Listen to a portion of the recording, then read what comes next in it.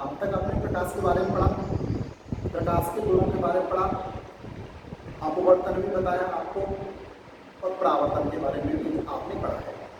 अब हम बात करते हैं गोलीय पृष्ठों पर प्रकाश का अपवर्तन। गोलीय पृष्ठ दो प्रकार के होते हैं, अवतल गोलीय पृष्ठ और उत्तल गोलीय पृष्ठ। जो आपके सिलेबस में एनसीईआरटी की बुक में है वो है गोलीय उत्तल पृष्ठ द्वारा प्रकाश का अपवर्तन। तो देखिए जो गोलीय पृष्ठ होंगे कैसे होंगे, एक पृष्ठ का होगा इस तरह से और एक पृष्ठ होगा इस तरह से। ये वाला जो पृष्ठ है ये वाला पृष्ठ है उत्तल और नीचे वाला जो पृष्ठ है ये पृष्ठ है अवतल। तो आपके सिलेबस में गोलीय उत्तल पृष्ठ है तो इसलिए हम किसके बारे में चर्चा करेंगे, हम चर्चा करेंगे उत्तल पृष्ठ के बारे में। ठीक, तो देखिए यहाँ पर मैंने एक SPSS गोलीय उत्तल पृष्ठ दिया है जहां पर माध्यम का अपवर्तनांक है N2 और मैं इसको माध्यम मान रहा हूं दूसरा। ठीक, और जिसमें ये रखा हुआ है उस माध्यम को मैं मान रहा हूं प्रथम माध्यम और उस माध्यम का अपवर्तनांक है N1। यहाँ पर N2 की वैल्यू जो है वो N1 से ज्यादा है। इसका अर्थ है कि N2 सघन माध्यम है और N1 विरल माध्यम है। तो अपवर्तन को या अपवर्तन का सूत्र प्राप्त करने के लिए पहले तो मुझे एक वस्तु लेनी होगी और वस्तु को मैं ले रहा हूं O के रूप में बिंदु वस्तु। अब बिंदु वस्तु से चलने वाली प्रकाश किरणें जब इस पृष्ठ पर चलेगी और चल करके इस पृष्ठ पर टकराएगी, टकराने के बाद जब किरण मुड़ेगी तब प्रकाश का अपवर्तन होगा। तो देखिए एक प्रकाशीय किरण बिंदु वस्तु O से चली और O से चलने के बाद पृष्ठ के बिंदु A पर टकराई। इस पृष्ठ को मैंने क्या नाम दे दिया, इस पृष्ठ को नाम मैंने दे दिया बिंदु A। अब इस बिंदु पर ये अपने मार्ग से विचलित होगी और विचलित होकर के किधर जाएगी, जब किरण आपको पता है विरल माध्यम से सघन माध्यम में जा रही है तो ये अवलंब के और मुड़ जाएगी। तो देखिए अगर मान लीजिए ये गोल पृष्ठ है तो गोल पृष्ठ पे अगर मैं त्रिज्या खींचूं और त्रिज्या से स्पर्श रेखा खींच दूं वृत्त की तो अवलंब क्या है, ये अवलंब है कि नहीं। तो जब मैं अवलंब खींचूंगा इनके बीच में कोण क्या होना चाहिए, इनके बीच में कोण होना चाहिए 90 डिग्री का। तो इस तरह से हो जाएगा अवलंब और इनके बीच में कोण हो जाएगा 90 डिग्री का।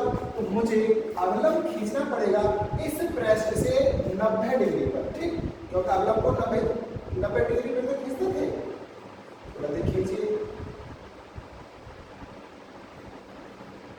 ठीक, और ये हो गया इस पृष्ठ का केंद्र और इस केंद्र को हम मानते हैं बिंदु C के द्वारा। अब ये प्रकाश किरण इस अभिलंब की ओर मुड़ जाएगी। बेटा हमें ज्यादा नहीं मुड़नी, बहुत ना के बराबर मोड़नी है, इतनी कि देखिए कि हाँ ये किरण वास्तव में मुड़ रही है। ठीक, अब एक किरण पर ये है आपतित और दूसरी किरण है ये। आपको पता होगा जब कोई प्रकाशित किरण ध्रुव पर आपतित होती है तो वो बिना विचलित हुए सीधी निकल जाती है। एक अपवर्तित किरण PC और दूसरी अपवर्तित किरण A के आगे आप इसको जो भी नाम मान लेना चाह रहे हैं मान सकते हैं। एक किरण ये, दूसरी किरण ये, तो ये दोनों किरणों को आगे बढ़ाएंगे तो ये हमेशा फैलती हुई आगे करेंगी, इसलिए ये कभी भी आगे नहीं काटेंगे।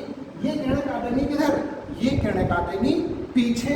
तो देखिए इस किरण को मैं पीछे बढ़ाऊंगा तो ये है ऐसे करके।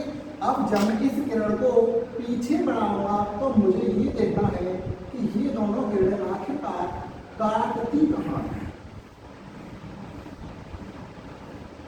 ठीक, तो ये दोनों किरणें कहाँ काटी, इस बिंदु पर काटी और इस बिंदु पर ही प्रतिबिंब बन जाएगा इस बिंदु वस्तुओं का। और प्रतिबिंब को मैं या हम नाम क्या देते हैं, आई। ठीक, अब आपको पता है बिंदु P से वस्तु की दूरी को हम किससे डिनोट करते हैं, Q से, और बिंदु P से प्रतिबिंब की दूरी को हम किससे डिनोट करते हैं, V से। और ये दूरी PC आपको पता ही है, हम इसको कैपिटल आर के द्वारा डिनोट करते हैं। ये कोण मैंने मान लिया अल्फा, ये कोण माना मैंने बीटा, और सी पर जो कोण बना वो मैंने माना गामा।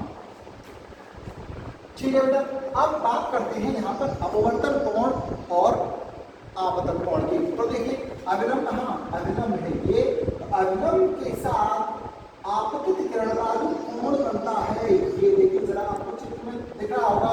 अविलंब, मैं इसको एमसी मान ले रहा हूँ बेटा, एमसी अविलंब से जो कोण बनता है आपतित किरण का, क्या वो आपतन कोण नहीं होता? और इस आपतन कोण को मैं लिख रहा हूँ आई के द्वारा। ठीक बेटा, और आर कौन सा है? आर कोण है ये, यानी कि अपवर्तित किरण का अपवर्तित किरण का अविलंब के साथ बनने वाला कोण आर। ठीक, अब ये वाला कोण इस वाले कोण के बराबर है, आप सबको दिखाई दे रहा होगा। देखिए ये वाला कोण और ये वाला कोण आपस में बराबर है कि नहीं, तो इसलिए ये कोण आर है, तो ये वाला कोण क्या हो जाएगा? ये वाला कोण हो जाएगा आर। इस फॉर्मूले को सॉल्व करने के लिए मैंने बिंदु ए से मुख्य अक्ष पर एक लंब डाला और उस लंब का नाम मैंने रख दिया ए एम। ठीक, आपको अल्फा के बारे में, बीटा के बारे में, गामा के बारे में मालूम पड़ गया, आपको आपतन कोण के बारे में मालूम पड़ गया, अपवर्तन कोण के बारे में मालूम पड़ गया। जब ये आर है तो ये भी आर होगा, यू बी एफ, आप ये बातें आप सबको मालूम है। आइए अब हम शुरू करते हैं फॉर्मूले को। तो फॉर्मूले की शुरुआत हम कहाँ से करेंगे? हम सबसे पहले दो त्रिभुजों को देखेंगे। पहला त्रिभुज आई ए सी और दूसरा त्रिभुज ओ ए सी। ठीक, उन दोनों को एक साथ लिख रहा हूं, त्रिभुज आई ए सी एवं त्रिभुज ओ ए सी से। वैसे तो त्रिभुजों की बहुत सारी परिभाषाएं हैं और बहुत सारे उनके फॉर्मूले हैं, लेकिन यहाँ जो मैं फॉर्मूला लेने वाला हूँ वो है कि त्रिभुज के अंदर स्थित दो कोणों का योग बाहर स्थित एक कोण के बराबर होता है। ठीक, तो देखिए पहले मैं त्रिभुज कौन सा लूँ? पहले मैं त्रिभुज ले रहा हूँ आईएसी। आईएसी कहाँ है? आईएसी, मतलब आईएसी के अंदर जो कोण बने हुए हैं कौन से? हम इसको नहीं देखेंगे, हम देखेंगे आईएसी को। आईएसी के अंदर जो कोण बन रहे हैं, एक है बीटा और एक है गामा। और बीटा और गामा के जो बाहर का जो कोण बन रहा है, बीटा गामा के बाहर जो कोण बन रहा है, देखिए ये त्रिभुज है, इसके बहिष्कृत कोण, और बहिष्कृत कोण किसके बराबर है? आर के बराबर है। और बीटा प्लस गामा का जो मान होगा वो किसके बराबर होगा? आर के बराबर। तो beta plus gamma is equal to R. ये बात बेटा आपकी समझ में आ रही होगी। फॉर्मूला वो ये कि त्रिभुज के अंदर कि किन्हीं दो कोणों का योग बाह्य कोण के बराबर होता है। ठीक, ये किसके लिए? आईएसी के लिए। अब किसके लिए? ओएसी के लिए देखेंगे। तो ओएसी कहाँ है?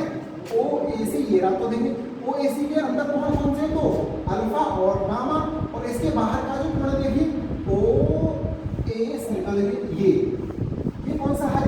ये कोण इतने के बराबर, और ये जो कोण है किसके बराबर? ये कोण हमारा हमने आई के बराबर।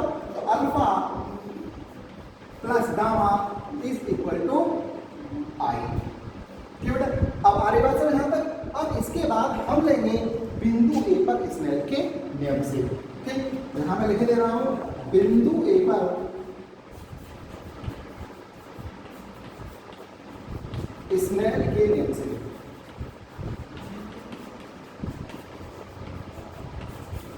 स्नेल का नियम आपको बताइए, 1n2 is equal to sine I upon sine are.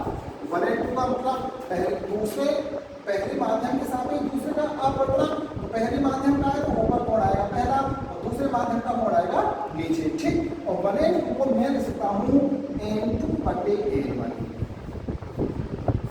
ठीक है, क्योंकि आपको मालूम होना चाहिए 1n2 का मतलब होता है n2 बटे n1। ठीक है, दूसरे माध्यम का अपवर्तन पहले माध्यम के सापेक्ष। अब यहाँ पर यदि एक लाइन आपको याद करनी पड़ेगी, यहाँ पर यदि पृष्ठ का व्यास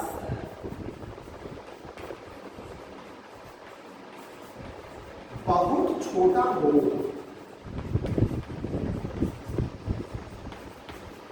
कोण आई एवं कोण आर बहुत छोटे होंगे।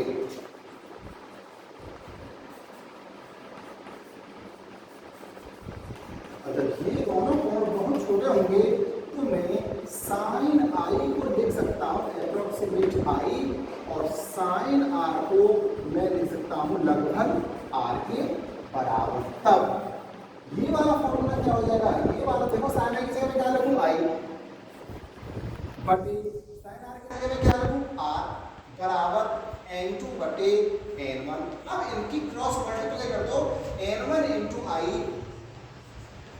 बराबर n2 इंटू आर। अब आई व आर के मान यहां से रखने हैं आपको। चलो समीकरण नंबर 1 और ये समीकरण नंबर मान ले रहे हैं 2। तो समीकरण 1 व 2 से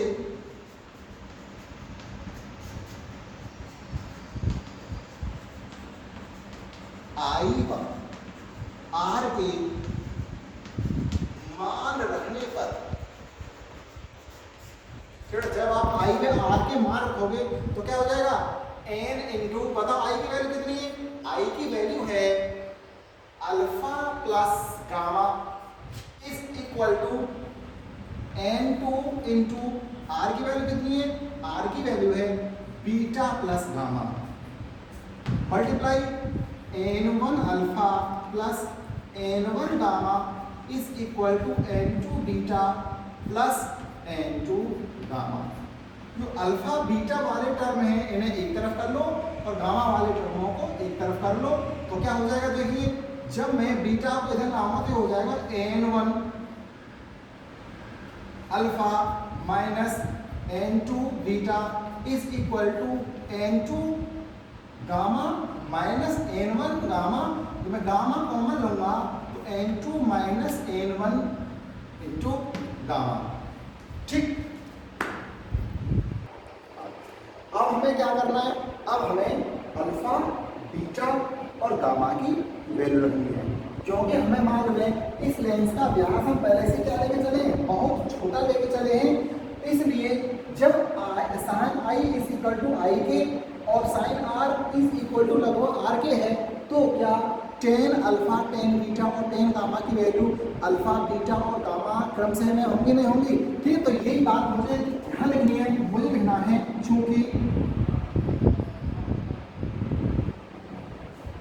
पृष्ठ का, या बोलिए प्रश्न लिखिए, आप लिख सकते हो चूंकि पृष्ठ का द्वारा या व्यास बहुत कम है, इसीलिए टेन अल्फा की वैल्यू आप निकालोगे तो अप्रोक्सीमेट अल्फा के बराबर होगी। इसी प्रकार से टेन बीटा जो इक्वल होगा लगभग बीटा के होगा, और टेन गामा जो होगा वो अप्रोक्सीमेट गामा होगा। तब इसको बेटा समीकरण नंबर हम मान ले रहे हैं 3। अब मुझे ten alpha tan beta ten gamma की वैल्यू निकालनी है। तो टेन अल्फा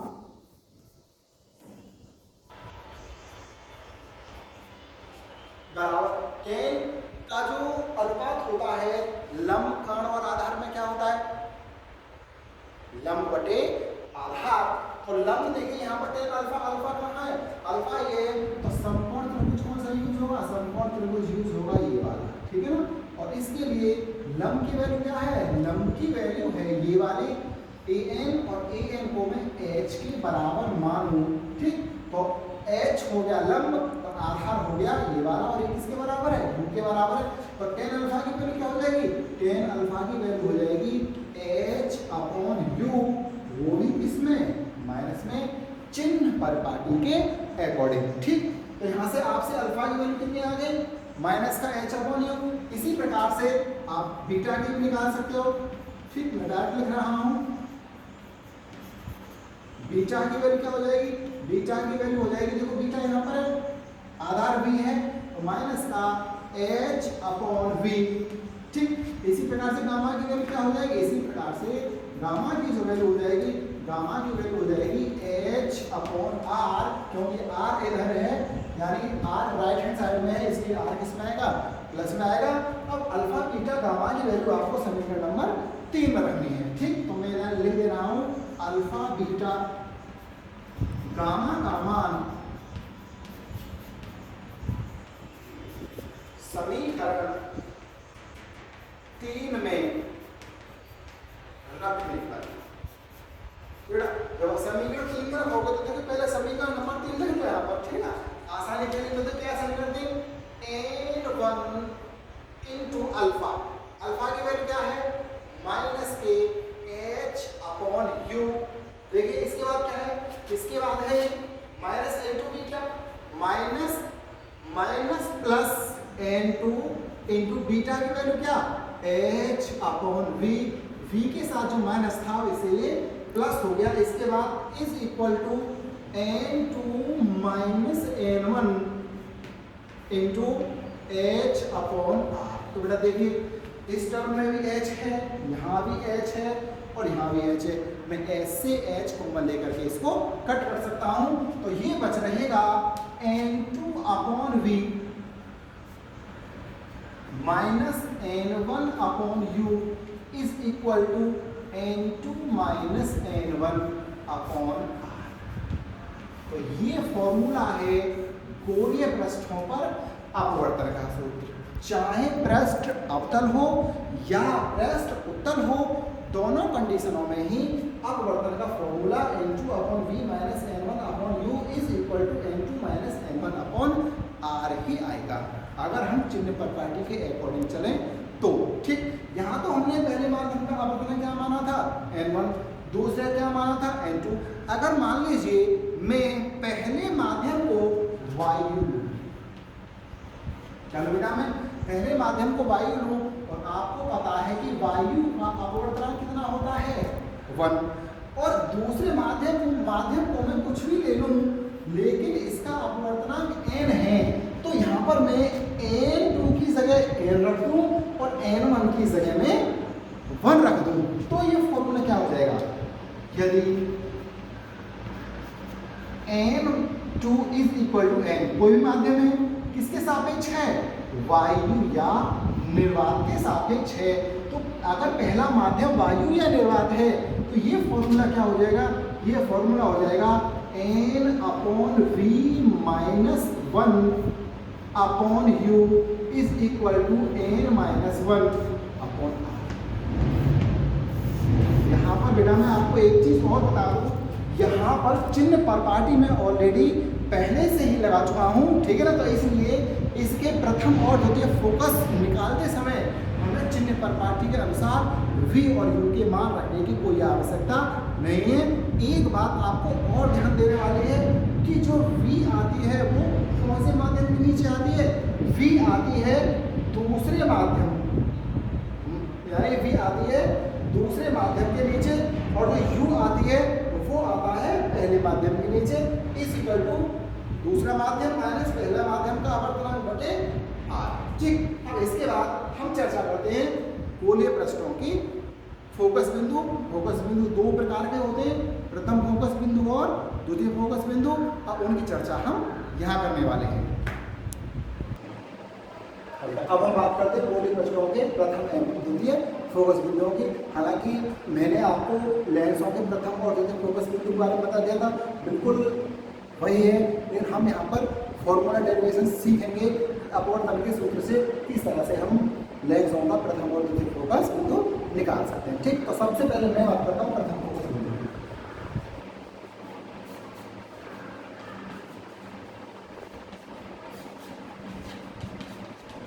प्रथम फोकस बिंदु क्या है, प्रथम फोकस बिंदु कौन सा बिंदु था, प्रथम फोकस बिंदु वो बिंदु था जहां से या तो प्रकाश किरण चलेगी या उस बिंदु पर प्रकाश किरण आती हुई प्रतीत होगी। तो देखिए किस तरह से, मान लीजिए मेरे पास कोई कैसा पृष्ठ है, ये मेरे पास कोई उत्तल पृष्ठ है और इसके मुख्य अक्ष पर स्थित एक ऐसा बिंदु जिससे चलने वाली प्रकाश किरणें अपवर्तन के पश्चात मुख्य अक्ष के समांतर हो जाती हैं।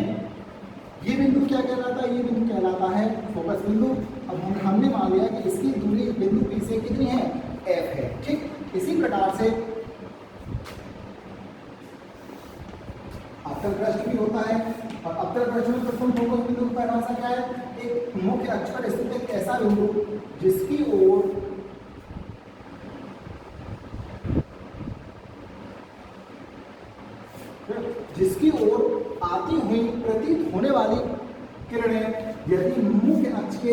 अगर हो जाए अपवर्तन के पश्चात तो ऐसा बिंदु क्या कहलाएगा, ऐसा बिंदु प्रथम फोकस बिंदु कहलाएगा। तो मुझे इस फोकस बिंदु का फॉर्मूला निकालना है, ठीक बेटा। तो देखिए अगर मैं अपवर्तन का सूत्र देखिए, तो अभी आपने ड्राइव किया था, अपवर्तन का सूत्र क्या है, अपवर्तन का सूत्र था n बटे v माइनस 1 बटे u बराबर n माइनस 1 अपवर्तन, ये तो फॉर्मूला था। अब देखिए जरा इस चित्र से देखिए, जो फॉर्मूला इस चित्र के लिए आएगा फोकस दूरी का, वही फॉर्मूला आएगा इस चित्र के लिए। ध्यान मैं आपको इस चित्र से दिखाई दे रहा हूँ, ठीक। यहाँ पर हमें चिन्ह परपाटी लगाने की कोई आवश्यकता नहीं है, क्यों, क्योंकि मैं इस डेरिवेशन में पहले से चिन्ह परपाटी लगा चुका हूँ। तो देखिए n बटे v, इस चित्र से v की वैल्यू क्या होगी, v क्या है, जहां पर प्रतिबिंब बनेगा, और इस चित्र के अकॉर्डिंग प्रतिबिंब कहाँ बनेगा, जहां पर ये किरणें आगे काटेंगी और ये आगे किरणें कहाँ काटेंगी, पता ही नहीं कहाँ काटेंगी। इसलिए v जो दूरी होगी वो कितनी होगी, अनंत होगी। इसलिए मैं v की जगह क्या रख दूं, v की जगह मैंने किया अनंत माइनस 1 बटे u। u का मतलब है वस्तु की दूरी, और वस्तु की दूरी कितनी है, वस्तु की दूरी है ये, और ये वैल्यू किसके बराबर है, f के बराबर है। तो 1 बटे f बराबर n माइनस 1 अपॉन r। तो देखिए ये वाला टर्म तो 0 हो गया, ये बचा। तो अगर मैं इसको पलट दूंगा तो f की वैल्यू मुझे प्राप्त होगी, f की वैल्यू मुझे प्राप्त होगी f is equal to minus r बटे n माइनस 1। तो ये प्रश्न चाहे उत्तल हो चाहे अवतल हो, ये दोनों प्रश्नों के लिए प्रथम फोकस बिंदु का फॉर्मूला है, ठीक। अगर यहाँ पर r माइनस होती है तो मुझे फोकस दूरी किसमें प्राप्त होगी, प्लस में। अगर यहाँ पर r प्लस में है तो मुझे फोकस दूरी किसमें प्राप्त होगी, माइनस में। आपको यहाँ पर दिखाई दे रहा होगा ये कौन सा प्रश्न है, उत्तल। उत्तल की फोकस दूरी कैसी, माइनस की, और अवतल की प्रथम फोकस दूरी कैसी, प्लस की। तो आप यहाँ से आइडिया लगा सकते हैं आर के चिन्ह के अकॉर्डिंग, ठीक। तो आपसे प्रथम फोकस बिंदु आ जाएगा। अब बात करते हैं द्वितीय फोकस बिंदु की। देखिए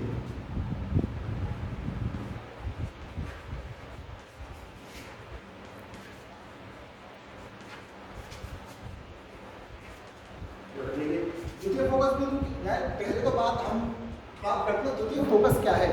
द्वितीय फोकस है अनंत से चलने वाली प्रकाशित किरणें मुख्य अक्षीय जिस बिंदु पर मिलती हैं या मिलती हुई प्रतीत होती हैं, उस बिंदु को हम क्या कहते हैं, द्वितीय फोकस बिंदु।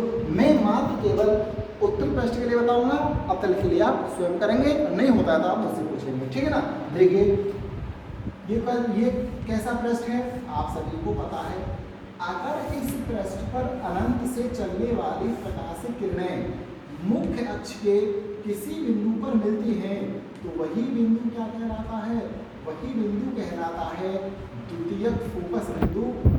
बिंदु P से इसकी दूरी हमने किसके इक्वल मान ली, f के इक्वल मान ली, ठीक। तो किरणें कहाँ से आ रही हैं, किरणें आ रही हैं अनंत से। इसका मतलब क्या है, इसका मतलब है कि वस्तु कहाँ रखी हुई है, वस्तु रखी हुई है अनंत पर, और प्रतिबिंब कहाँ बन रहा है, प्रतिबिंब बन रहा है f2 पर। तो इसलिए v की वैल्यू किसके बराबर हो गई, v की वैल्यू हो गई f2 के बराबर, यानी द्वितीय फोकस दूरी के बराबर। और द्वितीय फोकस दूरी मैंने किसके बराबर मानी है, f के बराबर। अब वही आपको अपवर्तन का सूत्र लगाना है, ठीक है बेटा। तो द्वितीय फोकस दूरी में अपवर्तन के सूत्र से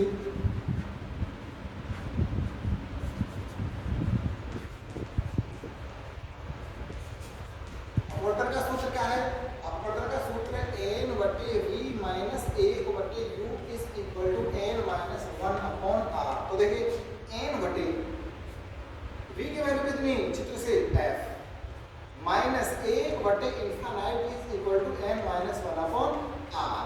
अगर इसकी वैल्यू देखिए अनंत से भाग हो रहा है इसमें, तो ये वाला टर्म क्या हो जाएगा, ये वाला टर्म हो जाएगा 0।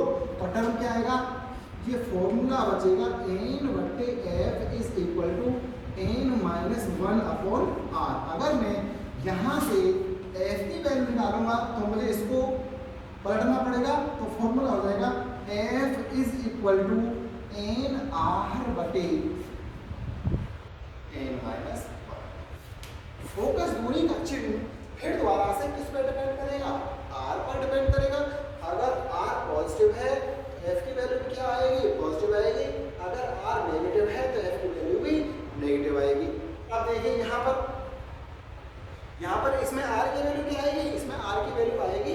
पॉजिटिव, तो देखिए एफ ही किधर है, पॉजिटिव डायरेक्शन में है। अगर मान लीजिए ये होता तो इसमें जो एफ है, एफ की वैल्यू कैसे आती, एफ किधर होता, आर इधर होता, इसकी वजह से एफ भी इधर होता, और इधर आर माइनस में होता है तो एफ भी किस में होता, एफ भी होता माइनस में। तो बेटा उम्मीद है आपसे गोले प्रश्नों के अपवर्तन का सूत्र और प्रथम और द्वितीय फोकस बिंदु समझ में आ गए होंगे। ठीक से मेहनत करेंगे, लेक्चर को देखेंगे, और जहाँ भी कोई दिक्कत आती है वहाँ आप मुझसे पूछने की कोशिश करेंगे।